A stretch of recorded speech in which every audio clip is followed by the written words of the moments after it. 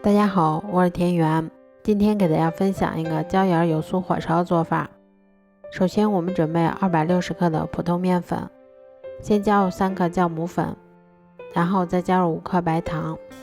接着我们用筷子先把它们充分搅拌均匀，然后我们再少量多次的加入大约160克的清水。接着我们用筷子先把它们搅拌成这种面絮状，然后再下手把它们揉成像这种偏软一些的光滑面团。揉好后再给它盖上保鲜膜，让它常温醒发至原来的2倍大。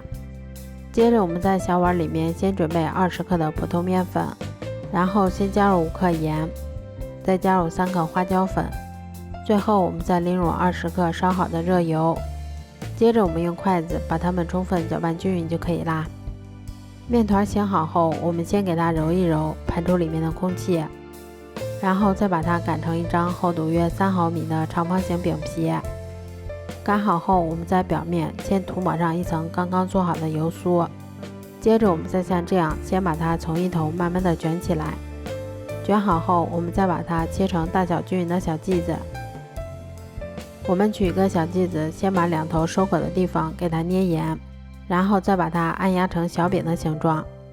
接着我们先把它擀成厚度约3毫米的牛舌状饼皮。擀好后，我们在表面先撒上一些白芝麻，然后再给它轻轻的擀几下，让芝麻粘得更牢固一些。都做好后，我们把电饼铛先预热刷油，然后再把它们依次放到电饼铛里面。接着我们在表面先刷上一层食用油，防止水分的流失。全程用中小火慢烙，中间给它们勤翻动一下，确保受热均匀。最后一直烙至2面金黄后就可以出锅啦。